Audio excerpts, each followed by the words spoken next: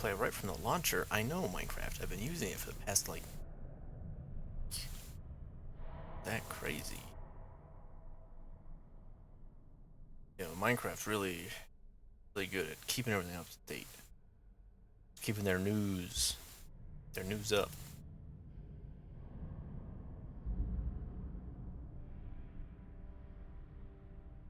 Send out announcement.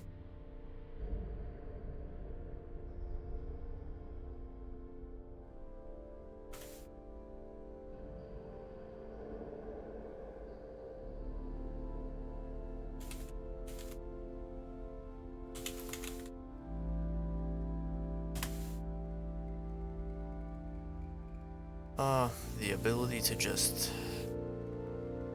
not type, or I guess the lack of ability to type. Actually, that's what I have. That's me. I'm the one who can't type very well. I think after, like, I don't know, a decade of typing and knowing how to type, I'd just be like better at it. But well, I think because I never really had proper form typing, kind of just I kind of just was never good at it. And so I just, as I've gotten faster, my improper form is really hitting me. Especially because the default way I have my hands on the keyboard instead of, like, you know, hands in the middle. Like, I know the proper way of typing. That's how I learned originally, but I just never used it because who used the proper way of typing? The one that, like, you're, I don't know. Oh, I'm pressing all the wrong buttons, jeez. The one that you're like, middle school, elementary school computer teacher taught you using, like, Typing Academy or whatever. But yeah, who actually uses that? No one. There's like 5 people on Earth who have ever been like, yeah, I actually just use that way of typing. Not me though. Just I'm always primed for gaming with typing. Always on WASD at all times. Because why wouldn't I be? Of course I am. What else do I do with my time? Speaking of gaming, I've been playing through the final draft on Alan Wake 2, which is just New Game Plus, where you get the true ending instead of the, like, just figured out what's happening ending. Or Alan Wake is like, I figured it out. And he does the same thing he did at the end of Alan Wake 1, where he has this, like, vaguely ominous and hard to put together quote. In this case, instead of, it's not a lake, it's an ocean, it's not a loop, it's a spiral. Which is, I think, in some ways, less helpful than it's not a lake, it's an ocean. But then once you start playing back through the game, you're like, oh, I get it. I know what he's saying. I get it. We have to have already played through it once. And I don't know, I've mentioned it before, don't love replaying games. But something about Alan Wake, it's how it's written, how it's acted, the way that game segments keep themselves original and interesting. Wow, all of those went to waste. That was awesome. That one did too. I don't know. I probably would never play back through, like, Alan Wake 1, but despite the many issues I had with Alan Wake 2, I think I will have an easier time playing back through it. I probably would have done it on a higher difficulty because I just did normal again, because man, every time I die in that game, it is, whew, what a punishment. Do not download Alan Wake 2 on an HDD. Use an SSD, because otherwise your load times and audio are just gonna suck. Most of it's fine. It's either delayed or crackly, which is not awesome, but you know, you can survive with it. It's not like, it's not game ruining, it's annoying, but most of the sections where you'd want your audio not to do that, it mostly doesn't. Like during the We Sing section, it was fine until like the very last cutscene. But up till then, it was completely fine. I probably shouldn't be like defending like completely broken audio in a game, but you know, circumstances happen where your game's just too AAA, and it is very AAA. It's also fucking confusing sometimes, and also like replaying through it, because it's like, oh, I already know all the things that are gonna happen. Ooh, I'm gonna blast through these sections. I was like doing things early, or like trying to do them early, but I still got stuck at the same spots as I did the first time. Like because everything's split into chapters, like Alan Wake 1. So it's kind of like you're playing through the individual chapters of the book. There's Alan playing Initiation, like going through Initiation, and Saga going through Return. As that's happening, like, it's like turn, like chapter 5 or something. So you're in Watery, the town next to Bright Falls, and you need to like find a fuse at this one area. And both times I played through it, it took me like 10 minutes to find this fuse. Both times, because it's in an area, like, it's in the safe spot, and there's like never items there. So I'm always like, no, it can't be in there. That's like the safe place. They want you to only use that, like, finish a segment. But no, that's where it was, and it just fucked me up both times. That was pretty awesome. I love spending minutes looking for a single fuse. They also use that too often. It's like, oh, find this fuse. It's like, Jesus, like, are there no electricians in Washington? Like, my God, the amount of fuses out in this place is crazy. So many. It's like, there's like 5 or 6 fuses you have to find throughout the game. But anyway, this playthrough, I'm going for like full completion if possible, because I really didn't. I kind of ignored most of the like collectibles and stuff, which is probably why I was like out of equipment at one of the final fight sections, like all the time. The fight sucked, because I never used like hotkeys for anything, and you really should. For the love of God, the menu system is specifically built so you can't use it during combat.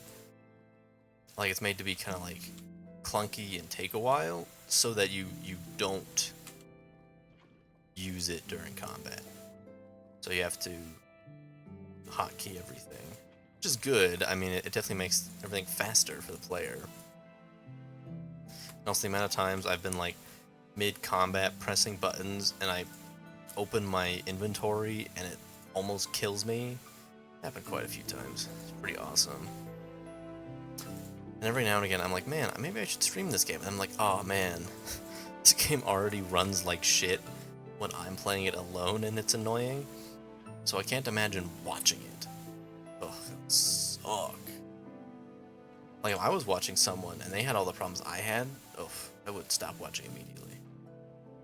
Like just with the load times, like towards the end of the game, with like there's like 2 boss fights and like a horde survival, and you're kind of, it's kind of designed for you to die in those sections at least like once. It's like Control's Ashtray Maze, which is a lot like Alan Wake 1's stage fight. They always do one of those. It's like if you're going through a Remedy Entertainment game and one of those doesn't happen, you probably like download the wrong game. I don't know about Quantum Break though, because I've never played it. Or Alan Wake's American Nightmare. People on the subreddit have been arguing for the past like 3 days over if American Nightmare is canon or not. Like just endlessly, like it's not like arguing, it's more just like debating, like okay, just like is it, like there's a few like references in Alan Wake 2 to Alan Wake's American Nightmare, like the outfit he wears for a lot of the saga sections is the same as the one he wears in American Nightmare. So people are like, okay, if he's wearing that outfit, that would and also the enemy is the same, Mr. Scratch. Like he's actually been kind of always around. He's kind of just a catch-all villain, it seems, for Remedy. Well, I think they actually, because Alan Wake was like their first like big game, I think they just kind of put it in everything. Like apparently in Quantum Break there's like a chalkboard full of scrawling text that's just kind of the story of Alan Wake 1, and I'm pretty sure what will become American Nightmare is Quantum Break came out and then American Nightmare. So yeah, probably like it's probably essentially their story drafts for Alan Wake's American Nightmare. And it's like apparently that's posted pretty often, so they've always had their games interconnected. But there's so many weird story things that people have been debating about for like, well, since the game came out. A lot of it centers around the character Thomas Zane from the first game. Because in the first game he's a poet. In fact, one of the better Old Gods of Asgard songs, The Poet and the Muse, is all about Thomas Zane. And so is, I guess, a lot of Alan Wake 1. He's a really important character. But he shows back up in Alan Wake 2, but it's really confusing because so many characters, whenever referring to Alan Wake, call him Tom. Like every single time. Like every time you talk to Ahti, who's the best character from Control. And is also all over Alan Wake 2. He's almost around too much. Personally, like I love Ahti, but I think he should be used sparingly. But anyway, whenever you talk to him, even as Alan, he calls you Tom. Every single time. Tom Zane is, or his name's pronounced Tom Zane, but it's spelled differently. Like there's 3 spellings: Zane with an I, Zane with an E, and Sane, essentially, with like a S-E, because he was originally Finnish. And like multiple characters, including the main character of Control, remember Tom Zane as a poet, but then he's a filmmaker who made a film about a poet named Tom Zane, played by himself in Alan Wake 2. So it's really hard to kind of parse who everyone is, especially because Zane, there's a lot. So it's not a huge surprise that there's been constant debates about it. I'm pretty confused as well. but that's kind of the point, right? It's one of those things where it's like, oh, I guess you'll figure it out in the DLC, won't you? Because you will. That's kind of when it seems like that's kind of when everything's gonna be mostly answered. It's like, haha, you'll have to wait for our DLC that won't be out for a few more months. We're getting the first one apparently this year. I don't know when. Kind of like Remedy usually uses DLC for stuff. I mean, Control has 2 full expansions that help build the story, and one of which helps build the story of Alan Wake entirely. Like it's essentially the teaser for Alan Wake 2 before it had any actual teasers. Mostly because you're just helping Alan Wake and kind of cleaning up the remnants of what happened in Bright Falls. Pretty cool, the AWE expansion. And the problem is I feel like AWE has to mean something else, because it's kind of everywhere in Alan Wake 2. Like, there's graffiti all over the place that says AWE, but it's like, you know, that could be Alan Wake's initials and something else that could be an Altered World event. You know, that could be the FBC version. It's just, it's a lot of confusion in the normal way for a game of its type, where it's that kind of like horror-ish with the spooky kind of confusing story. But I've kind of had enough of that recently, because for the past few days, randomly, I've been watching not that much analog horror, but I rewatched the Walton Files, the official episodes, like part 1, 2, 3, and I just then watched 4. Well, actually, I finished 3 because I don't think I ever did, because it's my least favorite episode.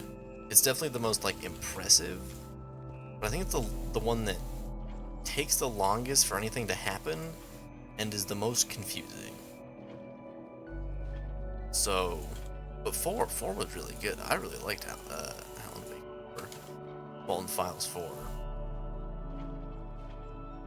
I really like confusing narrative horror, just because I like puzzles a lot. So when it's kind of like, oh, the whole oh Jesus, the whole story is a puzzle for you to figure out. I need to remember that. I need to fix that. And that's pretty cool. But of course, it can be annoying when it's like, oh, I don't actually understand what's happening. Like, I have that problem vaguely with like the Mandela catalog, where it's like, I'm not actually sure what's happening. I have a vague idea of what's going on, but vague might not even be the proper term for my level of idea. Perfect amount of buckets. And then there's things like the Walton Files, which is a little less obtuse. Like, it's pretty straightforward as of now. I mean, we're kind of in the beginning segments. You know, we're in like FNAF up to FNAF 3 kind of story level, where it's like, yeah, it's a little bit hidden behind a few layers of things, but you know, if you know where to look and what you're looking for, the story's pretty easy to put together. But I'm worried that it's gonna have the FNAF thing, where it's just the next few story beats are gonna be so unbelievably confusing, and everyone's just gonna lose the thread. But I don't really know if that's gonna happen. I hope it doesn't. It has a high likelihood of it, because it's you've always been able to feel the FNAF influence in the Walton Files, given that the main character is literally Bonnie. So, you know, the stories have a deep similarity at the beginning. You know, restaurant with animatronics started by two founders. Unfortunate things, you know, both the founders' kids start dying. Bad things happen after that. But instead of the Walton Files changes it by having the adults mostly possess the robots instead of the kids, which is kind of nice. I think because it lends a different tone where it's still like, yeah, a bunch of people died, and that's not awesome, but at least if you're trying to explain the story to someone, it isn't, oh yeah, a bunch of kids died. It's just, yeah, I don't know, just like a bunch of people died. It's a lot easier to explain without getting strange looks if it's just a bunch of regular people dying. When it's kids, you get a lot of weird looks. That's like, oh, so what happens to this story? 30 children died. No, like, oh, maybe I'll skip on this one. It's like, oh, but it's, fine.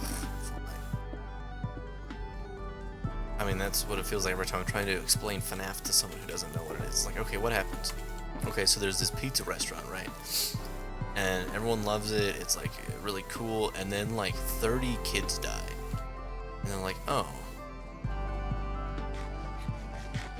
Well, that's just how it is, you know?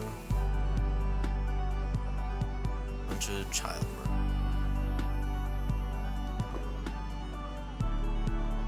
It's, but so many stories that use horror now have that because of FNAF.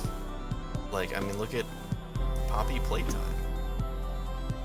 If it's like, oh, what happened in the most recent Poppy Playtime chapter? Well, you learn that there's a fucking, like, amateur science-ass dome underneath this toy factory that used to house a bunch of orphans. It no longer does.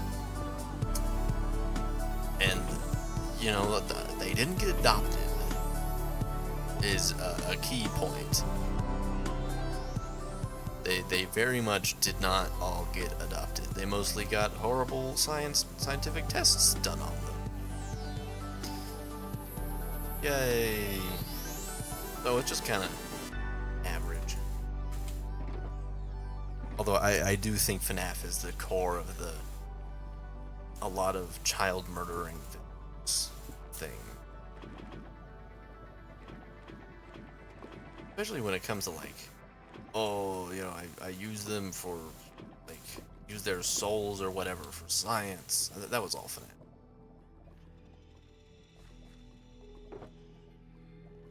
All of it. I mean, as someone who's been around the FNAF community since at least, I definitely remember FNAF World like just after release. That's about my earliest FNAF memory.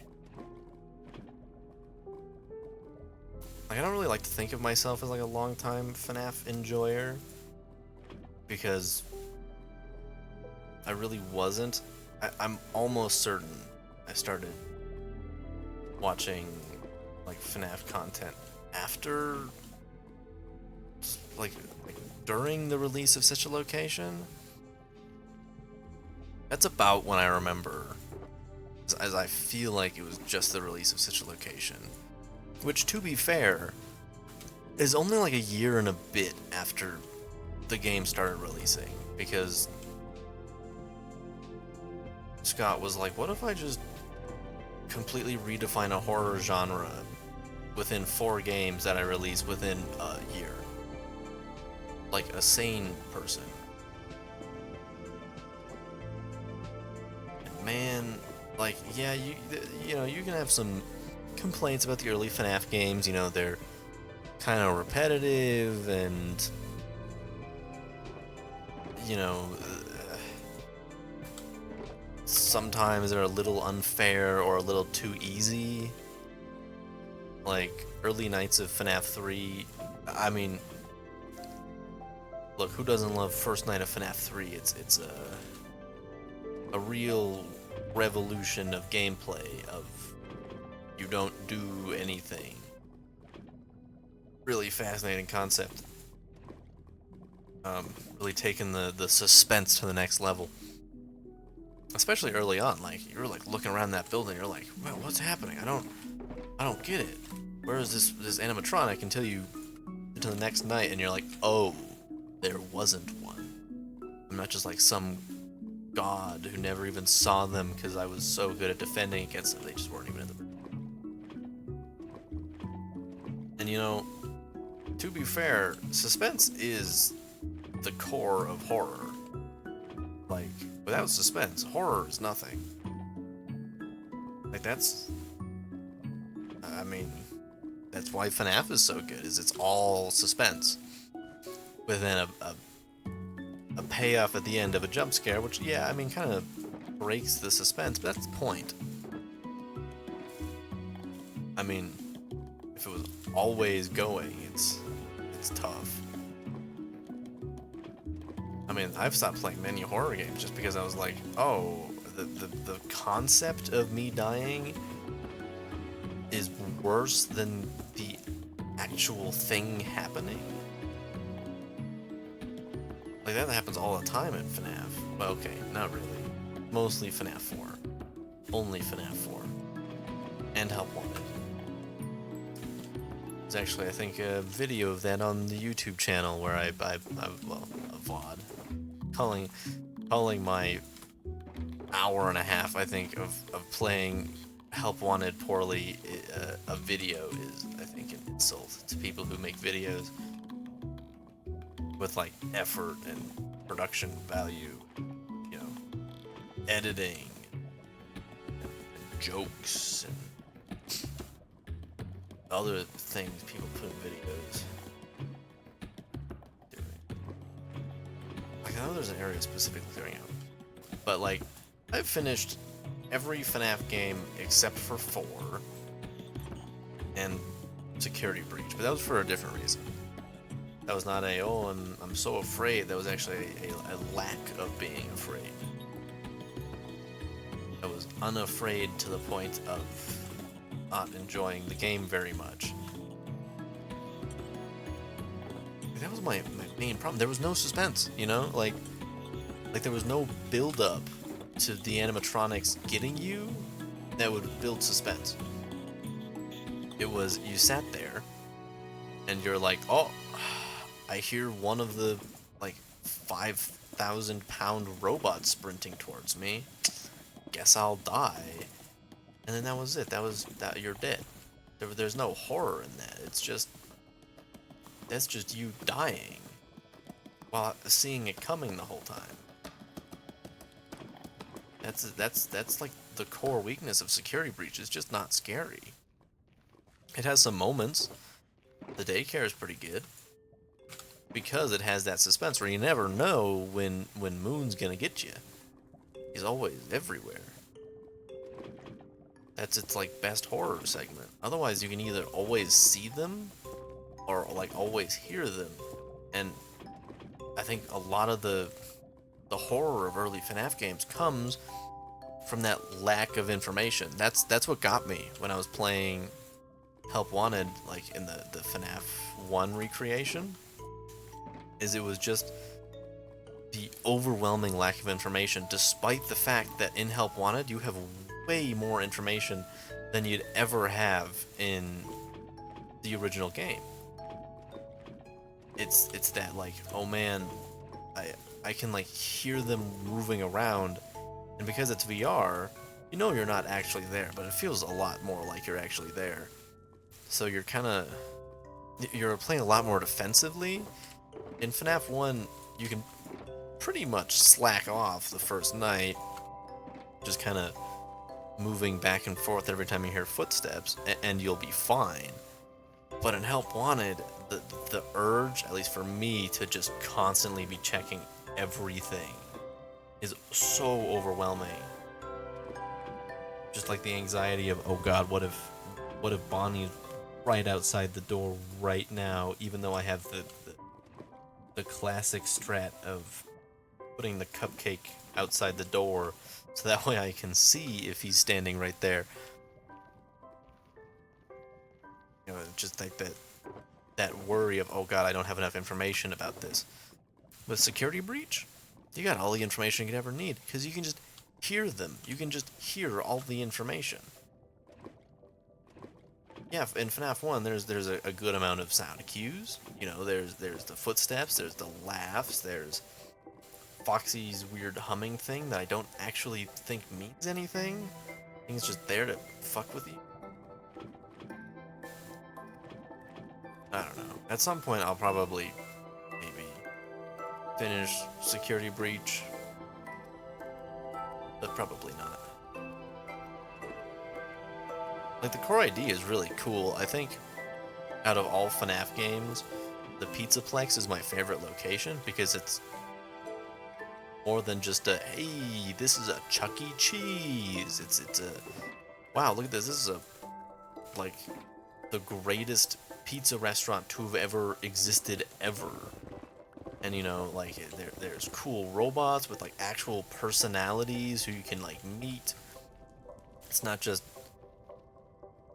you know, Freddy Fazbear singing the blues. It's Glamrock Freddy, who you can go up and talk to, and he'll like give you a gift and whatnot. It sounds awesome. They able to like actually talk to robots who aren't like run by ChatGPT. That'd be cool. I went to Vegas over Christmas. Literally over Christmas, not even like during the general time. We were there during Christmas. And we kind of, we went to the Sphere and did the Sphere experience. And like in the lobby, there's some like robots, I'm pretty sure literally run by ChatGPT. And it's like, I don't really want to talk to ChatGPT robot. I could just like open up a website and do that. I don't have to pay ungodly amounts of money to watch a video about how humans are destroying the planet and how we should like pay more attention to Mother Nature while in a giant spherical building that is an affront to nature itself. But whatever. Darren Aronofsky's a pretty good director, I guess. Don't have any specific complaints other than like it has like this weird like vaguely sci-fi there's like rationalization for the existence of the film at the very beginning where it's like, oh, these humans were in hypersleep and need to remember why they were so that they can become Adam and Eve. I think it may literally actually say that. There's a lot of religious overtones. I would say undertones, but they're not undertones.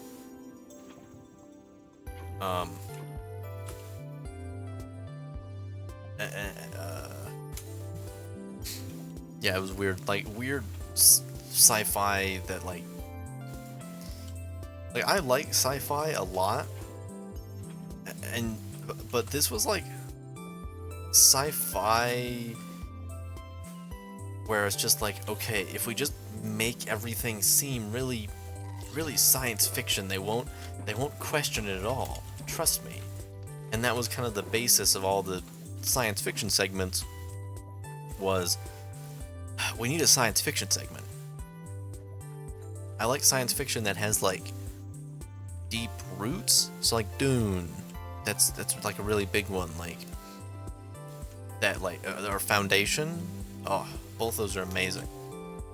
But it's because they have this like deep history where it's not like, oh, this technology existed because our characters needed it to exist. It's this technology exists for this very specific in-universe reason.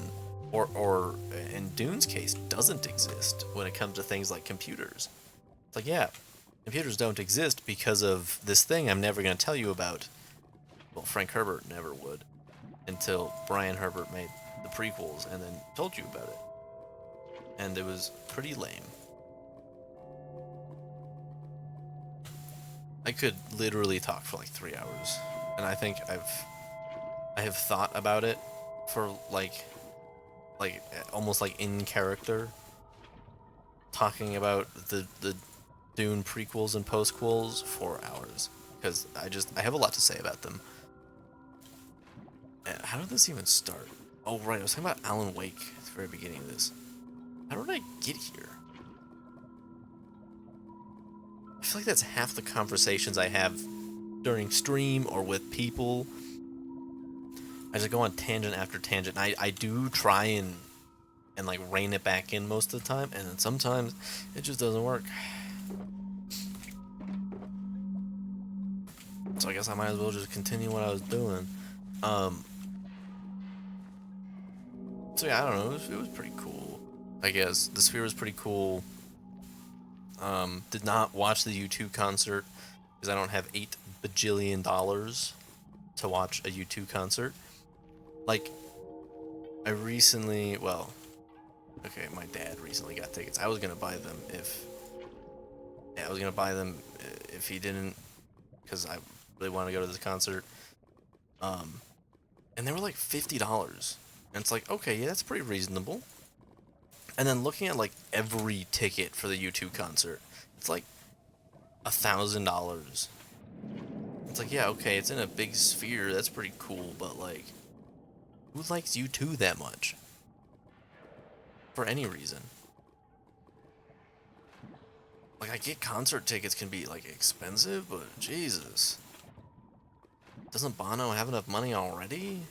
Doesn't need to take 1,000 of mine so I can watch him in a sphere sing a like 40-year-old album. No one needs that. Unless you really like Bono.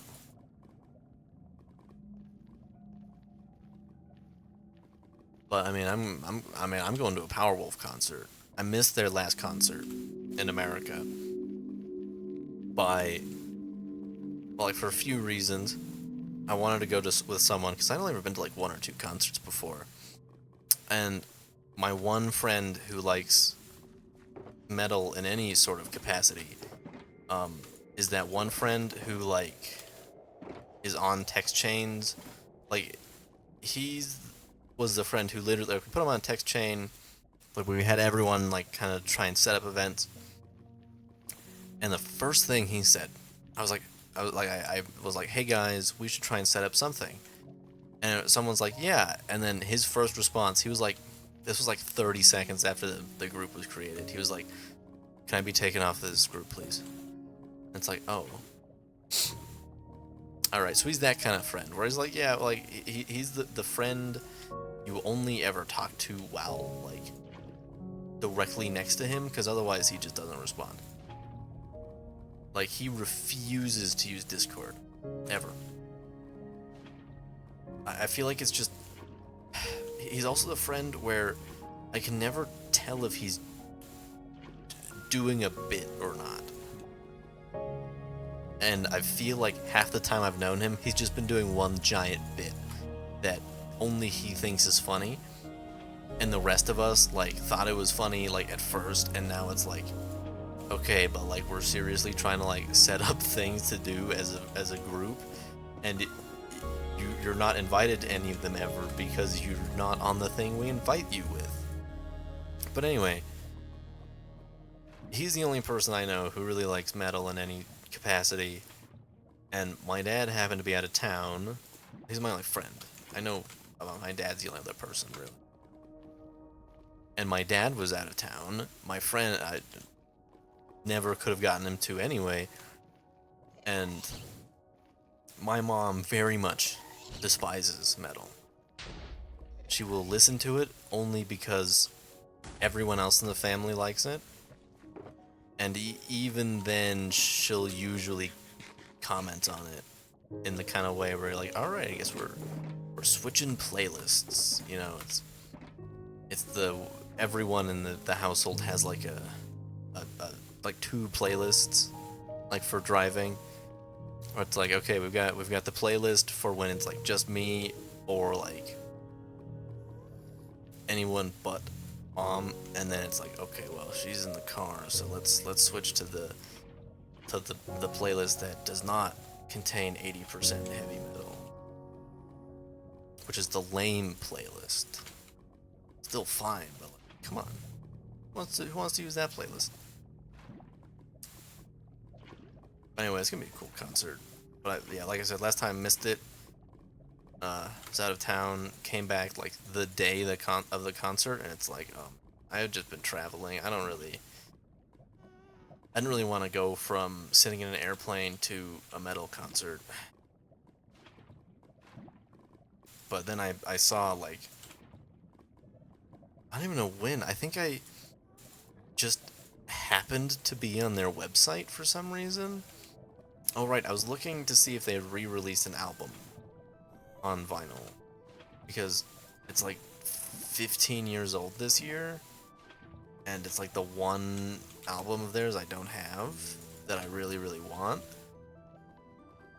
And so I've been like really hoping they re-release it this year. And I just so happened like to be on the website the day they announced it. No, that wasn't even it. It was an email from Spotify.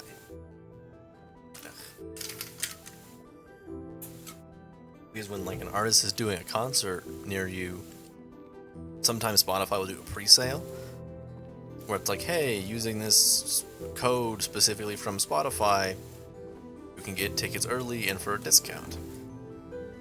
And I saw that email and I was like, oh, holy shit, I thought they wouldn't be back here till like 2025. I was fully expecting to need to wait like multiple years to go to a concert of theirs. It would have sucked, but I would have done it. And I think I'm still excited for the concert. But man, their European tour, oh, it'd be awesome if I can go on that. But you know, it would be hard to justify an entire trip to Europe just to watch one band. Well, 2 bands that I really want to watch live in concert. Oh well. Jesus, where does this where do these conversation threads keep coming from? This is just my stream of consciousness. You ever wanted to know what it's like to be me? It's this, where I'm like doing ideas, and then like I have a good idea, and then I like think about another part of it, and then forget the whole thing. It's really awesome.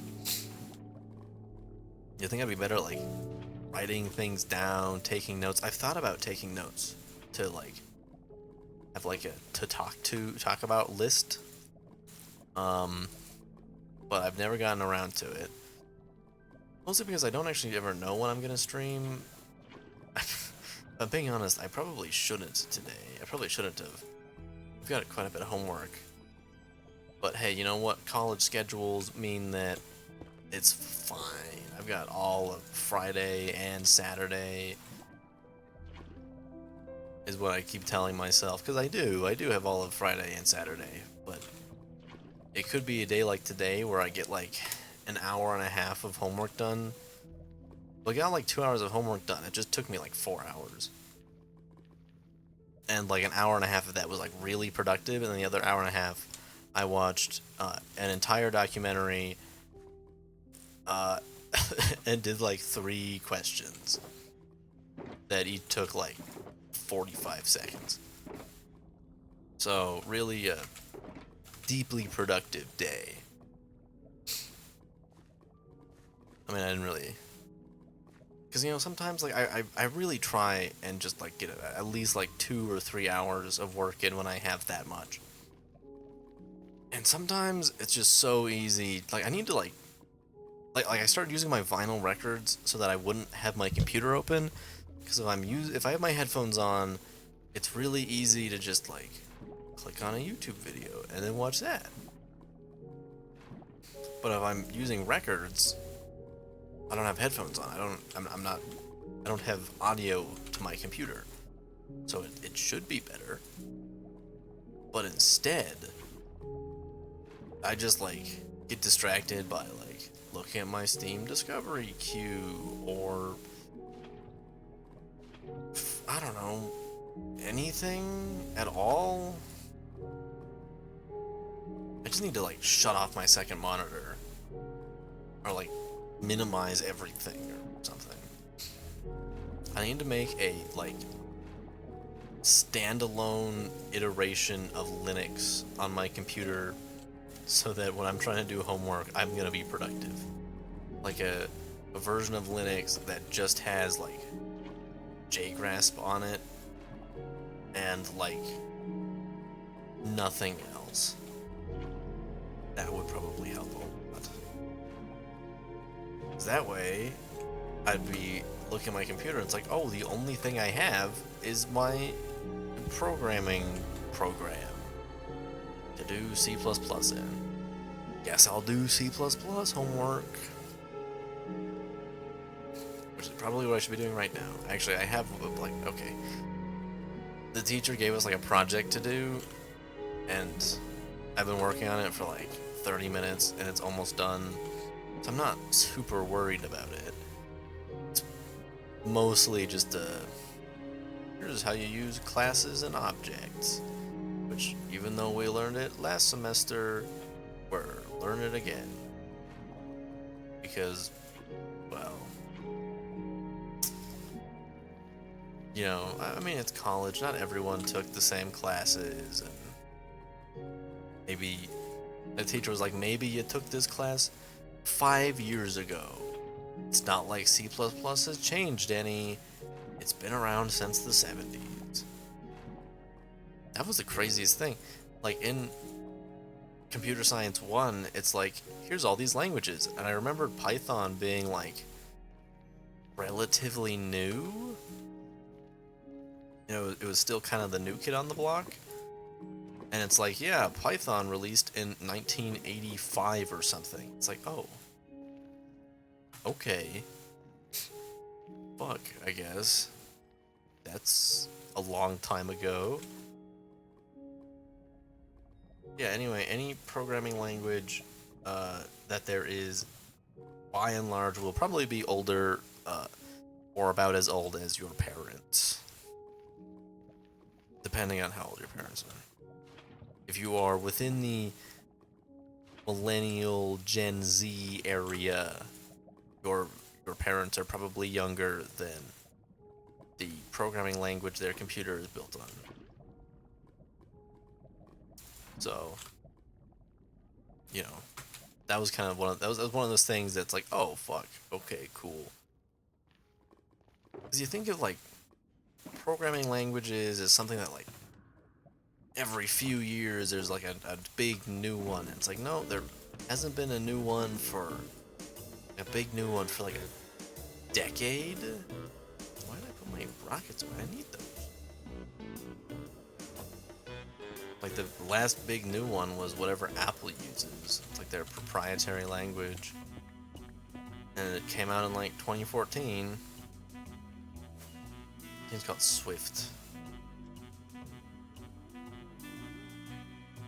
But if you know one language, like you know most of them. Like if you know C++, you can get the basics of Python and Java. Because Java and Python are updated versions of C++. Well, altered, I think, is probably actually a better term for them. Strange business programming. Like, computer science as a whole has a problem with stagnation, and like, what's the term?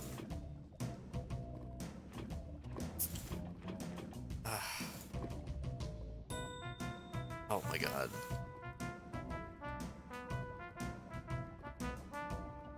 Doing things because they've been done before. There's a specific term for it, can't think of it, don't know why. Like, there's in the image processing world, there's an image known as the Lena image, which is an image of a woman named Lena, who was a Playboy model. And so it's a fold-out page, full-body picture of Lena, cropped, so it's only her, like, her head. And it was used in image processing for decades. For some actually valid reasons at first. It's a kind of a complex image, so it has multiple different colors, it has a person, so there's that, there's multiple textures, stuff like that. Actually good reasons if it was the 1980s. And it's gotten to the point where people were using it because it was tradition. That's the term I was thinking. People started using it to use it. Like, there was a paper of people making a software to remove scratches from images. Super handy if you've got, you know, like 40-year-old images that were taken on film. Scratches happen all the time. It's a problem. But instead of using an actual scratched image, they just added scratches to Lena's image. And so, like, for like 30 years, almost every like image processing software, one of its test files was the Lena image, and it was so bad most journals outright banned the use of it without like very good reasoning. That isn't just like, well, you know, it's the image everyone's always used. It's like, fucking, I don't know, use other images. So computer science has a problem with tradition, and I think the stagnation of languages isn't a consequence of it as much, but it definitely is a.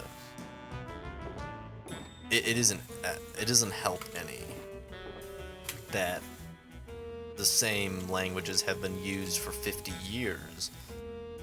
Where it's like, so why do you use C++? And the reasoning is either it's industry standard, or, I don't know, it's just a language everyone's always used. And that's not good. It has some drawbacks, for sure. Some people much prefer, you know, its variations, Java or Python or and regular C. Most people don't, though, because C++ is just better. To the point where people forget that C was actually its own language, and most people just call C++ C because that's what everyone means. But it's just a problem with computer science. It's not helped that, you know, there haven't been many legendary computer scientists for decades. You know, I mean, like the last like hugely important computer science people would be like Bill Gates. Like hugely important to the point where like wouldn't already have a degree in computer science to know their name. Like, yeah, there's plenty of important people in computer science, but like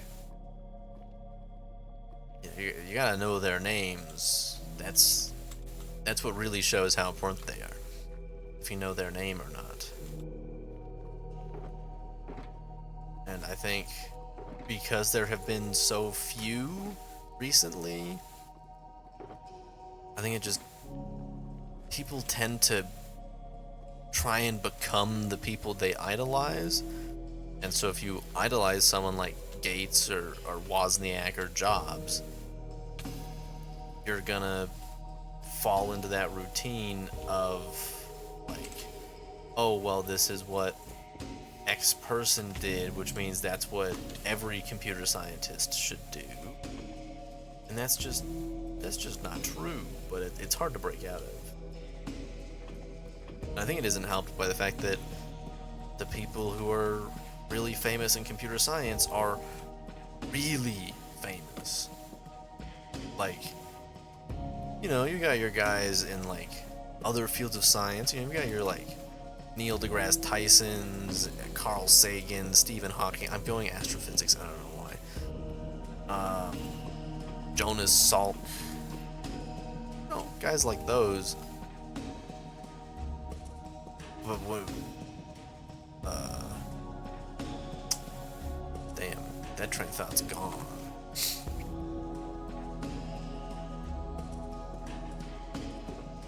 But I think with most other kinds of science, like, yeah, those people are incredibly famous, but it's also like not everyone can be Stephen Hawking. It's just not possible.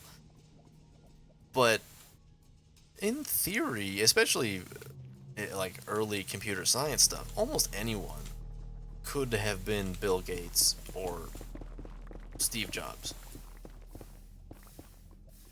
Because in the early days of computer science, if you knew computer science, you knew like all of it. Like whatever there was, you probably already knew it. Like if you knew how to use a computer, you probably knew how to program in one or two languages.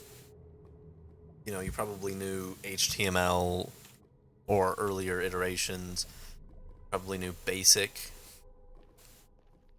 and then, like, but everyone knew that.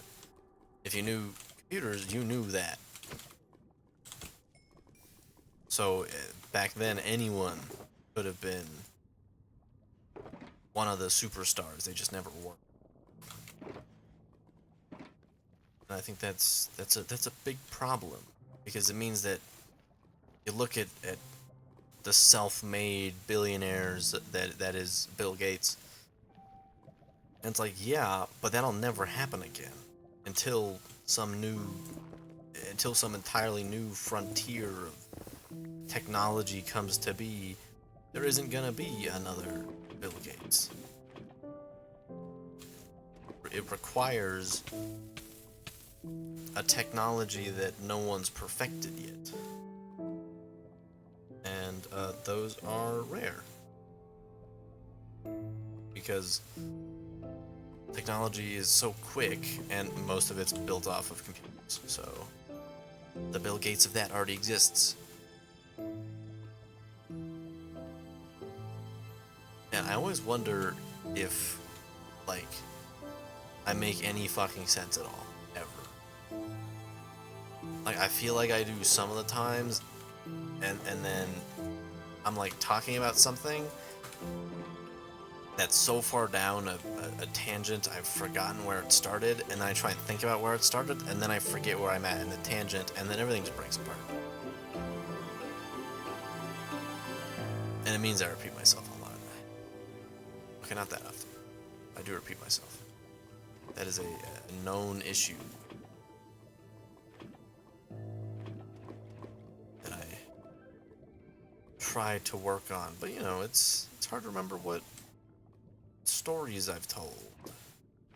Because, you know, going months in between streams will do that.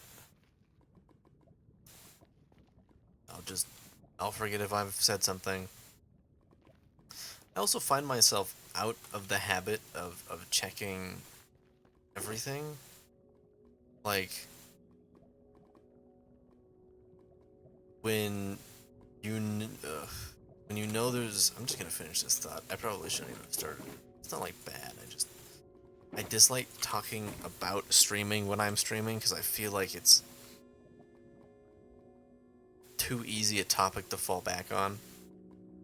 And I feel like I come off as trying to gain pity when I talk about stuff like this. But essentially it's when I know there's gonna be no chat activity or like any other kind of activity, I find it really easy to forget to look for it, even if it does happen. And not streaming for a long time will also do that, because you forget that it's a thing you need to check. I will forever be incredibly impressed by people who can read a lot of chat. like the like looking at like if you look at like the top chat uh most active chats on Twitch, I think it's like XQC is first, and then like Shroud or someone, I don't remember, and then I think Pay Money Wubby, and he's the only one of the three I watch, and even then it's pretty rare. I don't actually enjoy watching live streams very much. They're too long. Like, I think like an hour, 2 hours is about the cap of my attention span before I'm like, okay, I need like an actual change, not just like looking at my phone for a few minutes. And like, he's got a chat of like 12,000 active people stream. And it's like, oh my god, that sounds just truly exhausting for everyone involved. Anyway, I finished Ready Player One again. It's probably been like 18 times. That book, you just look at it and you're like, oh man, that's a that's a book that's been read a few times. You know, because it's got like the like corners are falling off because they've been bent and battered. You know, pages are slowly falling apart, things like that. And I still a great book. But next on my list is Ready Player 2.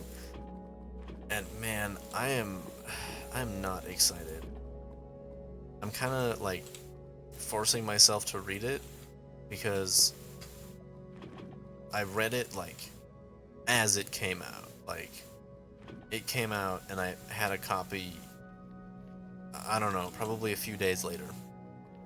Because I loved Ready Player One. How could I not immediately get a copy of the sequel? And I remember it like starting kind of fine, but I was a little annoyed by how it dealt with like completely retconning entire character arcs. And then I remember it specifically referencing not Ready Player One. Well, it does that a few times because it, you know, it's a sequel. Specifically referencing Sword Art Online, which was like the first piece of modern media that the series ever mentioned. And then it draws specific parallels between itself. Like it's literally asking for it. And then it doesn't even like it's drawing itself like it's parallels to that as kind of a like, here's where you should set your expectations, and then at the end of the book it's just like, psych, lol, we were lying, get fucked. Kind of ruins a lot of it actually. Like it made all the characters' actions and like sacrifices feel worthless. Like they did all this stuff and like put themselves in well, digital, but whatever, in danger, and then for the end of the book just to be like, yeah, I mean that was pretty cool, but like there were actually like no stakes at all. Lol. Like I was talking, like I was going over the plot with someone, and I just remembered that, and I was like, ugh. And it was also so obvious that Ernest Cline wanted it to be a movie. Like it would be a crowd pleaser film. Like, you know, if you liked Ready Player One, the book, you would love the movie of Ready Player Two because it would have so many references to like John Hughes movies and Prince, shit like that. And it's like, yeah, but you'd need to get the licensing for all that. So I feel like it's one of those things where it's like, yeah, I'm writing the perfect movie that would take $8 million bajillion to ever actually produce, because you need the likenesses of like super famous actors and the rights to songs from one of the most famous songwriters of all time. and, you know, other things. Like, I will complain a lot about the Ready Player One movie, because it wasn't very good as an adaptation. It was a fine movie. Its references were a little surface level, right? What a lot of people liked about Ready Player One, deep cut references. Ready Player One, the movie, had none of those. And also, like, cut literally half the content of the book. Because in the book, to get every key there's a challenge, and to get to every gate there is a challenge. And once you're in the gate, there's a challenge. Usually to get to the gate, it's like, go to a specific place and essentially play a old video game. It's like, oh, play a shitty dungeon crawler, or recreate an old text-based adventure that I modeled in 3D, whatever. And once you're in the gate, it's literally reenact all of War Games right now, or else you're dead.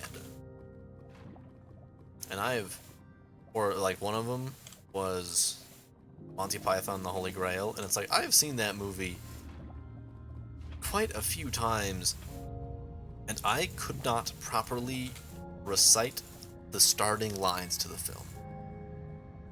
I tried thinking about the final challenge when I was rereading the book, and then when I got to the final challenge, I was like, oh, I got those wrong. I would have died. But I think that's like the point, right? The characters are supposed to be like so fucking no-lifing, watching old movies and shit, that like casually reenacting entire films is like, yeah, whatever, that's a Saturday afternoon, baby. Yeah, good book. I liked it. Ready Player 2, not as much. But you know what? I will reserve full judgment for now until I finish rereading it. Until I can really remember why I remember disliking it so much.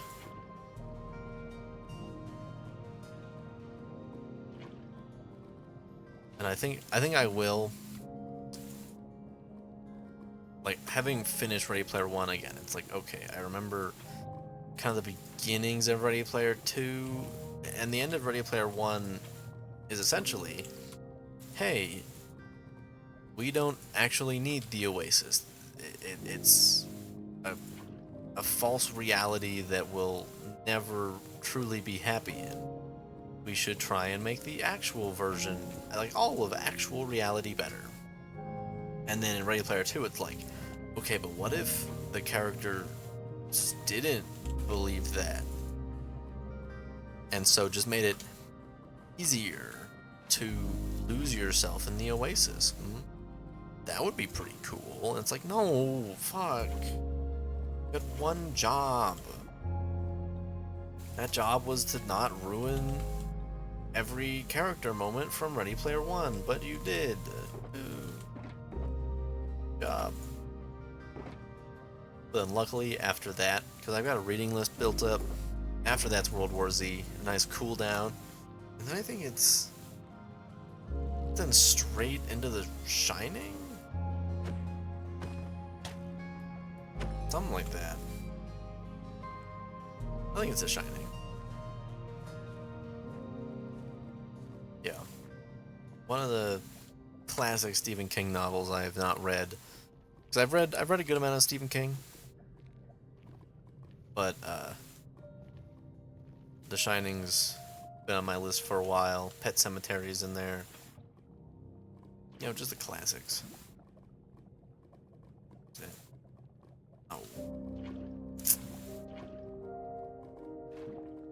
Oh. And man, once right as I got back into school, I don't know why I fucking went, ugh, that was weird. Yeah, I don't know what thought preceded that. Anyway, when I got back into school, like, and started carrying a book again, I was like, oh, right, this is how I read so many books so quickly. Is because you have a lot of open time in school. Even in college, you have a lot of open time. Especially because I get everywhere early. So I just I'm like, oh man, I got to class 30 minutes early on accident. Whoops. Guess I'll read for 15 or 20 minutes till the teacher gets here. And then I do. That's how I read almost every single SCP I've ever read in my entire life. I was in class, and we all had our computers out, and I was done with whatever we were doing, or the teacher was just, like, lecturing, and I was like, oh, I guess I'll just read a couple of SCP entries. And I read hundreds that way. The random SCP button was my best friend for junior and senior year of high school. That's how I kept myself entertained. And now I have like three physical books that are just full of SCP stories. Because I've got There Is No Antimemetics Division by Quantum, which is just his entire line of Antimemetic Division stories, just as a book.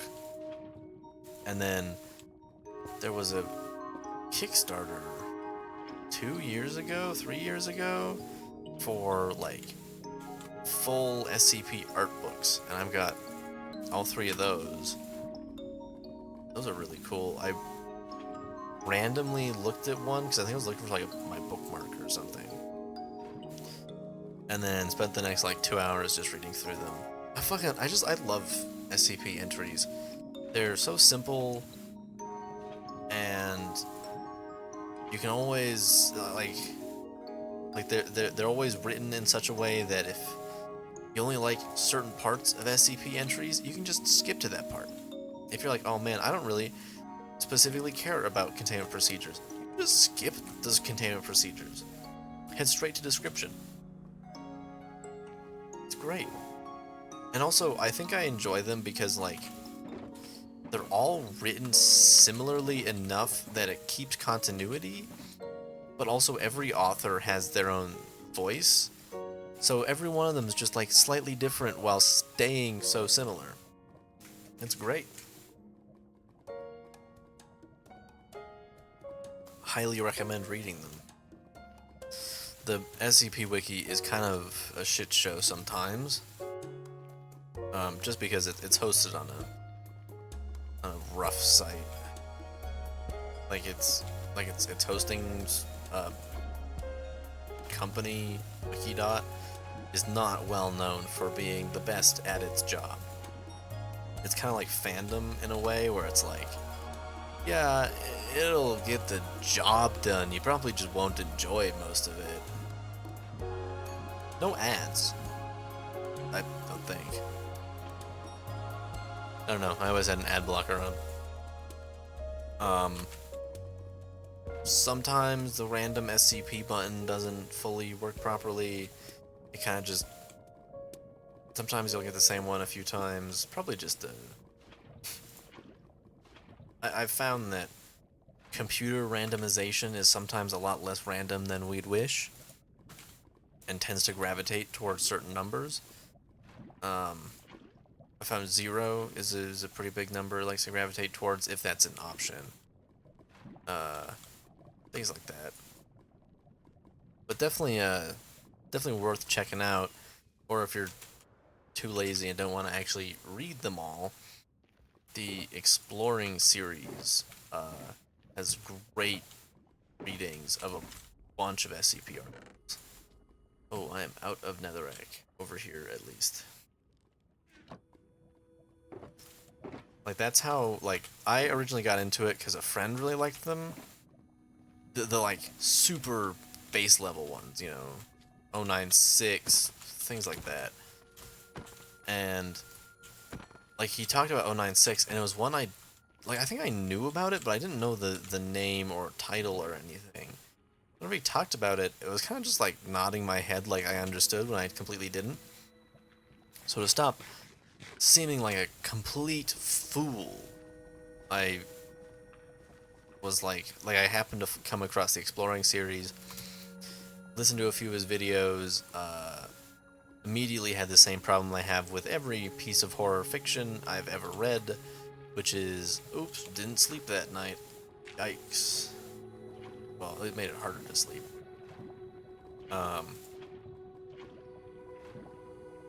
And then from that moment onwards, I just kind of never stopped.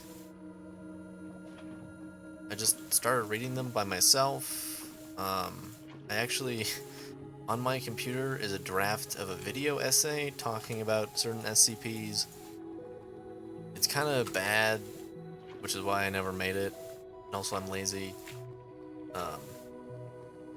Talking about the SCP-914 experiment logs and what I called the Dark Age, where there was no moderation, like, at all. Like, I'm talking, like, zero moderation. Like, there isn't, like, slurs everywhere or anything, but, you know, most of the content's kind of rough. It's very human, which is nice. I really enjoyed it. And just the pure output. Like, there would sometimes be dozens of entries made to the test logs in a day. Like, and you can see, like, as the writers are learning more about how they want to run everything, it's great. I love them. I've read through them a few times. Well, some of them, most of them. There are thousands of them. Last I checked, there were somewhere around like 13,000 test logs. A few too many, even when they take a few minutes to read at most. Per like 10. Takes like 30 seconds each, depending. Towards like the middle, like 600-700. A lot of them start ignoring the first two settings. They always start ignoring like very coarse and coarse, because the outcome's always the same. It's the thing was completely mangled and destroyed or perfectly disassembled. There's no differences. And then I found, like, the thing I made the video essay on, well, not really an essay, it's more like it would take me like 10 minutes to read. It's pretty short. It's essentially like, it got a little too self-inserty, which is saying a lot, because the SCP Foundation is pretty self-inserty to begin with. If you've never been around the wiki before, it's a lot of self-insert characters. Like, if you know any names of researchers, they're probably a self-insert. I've got one. I've never written anything about them. Okay, well, never written anything that got published. That's key. I have, in fact, written an entire SCP article before. I think it's pretty good, actually. I liked it. Well, I also wrote it, so I'm a little bit biased. The idea was a little too basic, so it was not, in fact, accepted to the wiki. Even though, man, I have seen some dog shit on the wiki. Like, there was an article I read that was so bad, I specifically logged in to my Wikidot account to downvote it, so it would be removed faster. It was so bad, ugh. But anyway, love SCP articles. I read them not very often anymore, but when I do, I always really enjoy it, because it's like that, like, light, not very scary horror that I enjoy, because I do enjoy horror. I don't enjoy the feeling of I just read or watched horror, and then like, oh, my whole brain is like, you're gonna die because of this horror thing you read. And the Foundation does not help with that, because in some cases, the danger of the anomaly is literally because you know it exists. It's called an info hazard. Like, there's one SCP, I think it's 4,000? I don't remember what it's titled. But it's a forest that every time you specifically, not like you specifically, but every person can only call it by a certain name once. So the first time you say, oh, it's the forest. The next time you have to call it the nameless forest. Or, I don't know, whatever. Every time you directly mention it, it has to be by a different name. Every single time. And if you don't, you fucking die. Well, it's a little more complicated than that, but in essence, you fucking die. And it's like, okay, it would be really easy to die because of that. Like, you know, you call it one thing and then on accident you're talking to someone else and call it the same thing. Like you're trying to like go over its danger to someone else, and you accidentally call it the same thing again because you're like using an example, and then you die. And sometimes it's like, oh, yeah, that's horrible, don't really want that to happen. But most SCP articles are like, yeah, it's a fucking microwave that moves time forwards. I don't know. Whatever. Doesn't matter. That is actually one. It's 600 something. I really enjoy that one. I think it's really funny.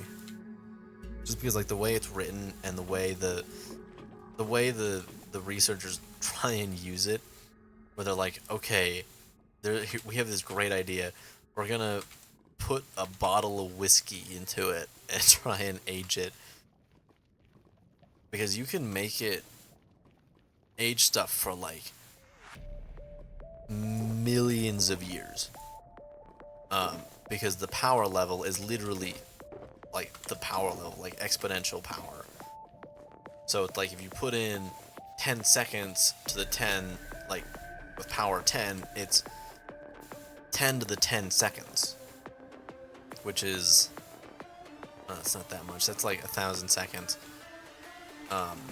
So within 10 seconds, your coffee or whatever will have traveled 1,000 seconds, which is, I don't know, like 15 minutes or something. So not like, oh my god, my cup of coffee just got blasted through existence itself. But given that the max you can put onto the timer is 99 minutes. So that's 99 to the 10th power minutes. Like that's a long time. I can actually, let's see. Calculator, what is 99 to the power 10? That's a lot of minutes. So that's minutes. There's hours, days, 65.25.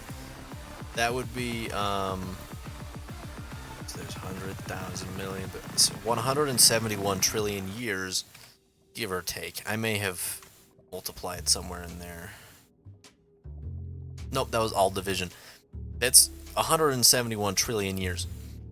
Max you can move something through time. It would take 99 minutes, so a bit over an hour and a half. But you would move something 100, almost 200 trillion years. And it's like, yeah, that's not particularly helpful, right? It's not dangerous. Well, it could be. Because if you take off the door, it has the same effect an actual microwave does, essentially. Where, like, nothing really happens.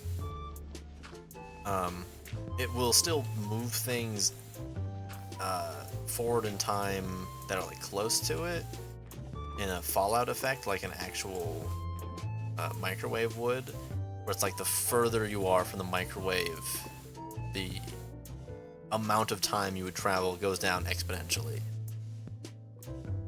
So it's not like it could really be used as a weapon without massively endangering yourself or someone who's stupid enough to go up to an open microwave with the door taken off and you saying, yeah, put in,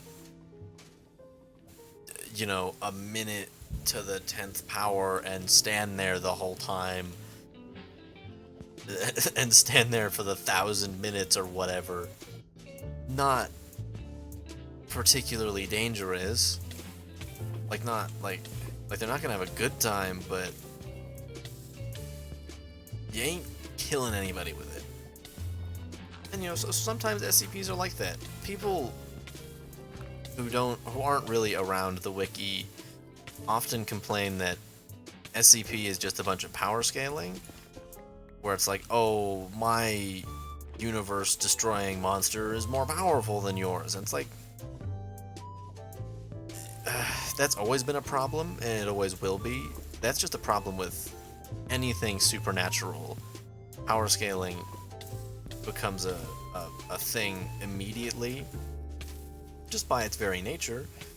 Like, if you have the Heart of Destroy reptile, who seemingly cannot be killed and is the child of either the Scarlet King or some horrible eldritch beast, yeah, you know, you want to test the limits of that, and there are test logs for that.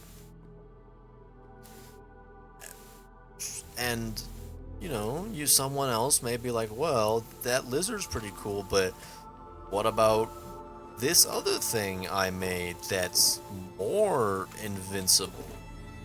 It's like, yeah, that's a problem, but people on the internet have been arguing about if blank character can solo Goku for literally decades. So this isn't an SCP problem. This is an internet culture problem that just happens to be affecting the SCP community. And really just not that much. Like, honestly, a lot of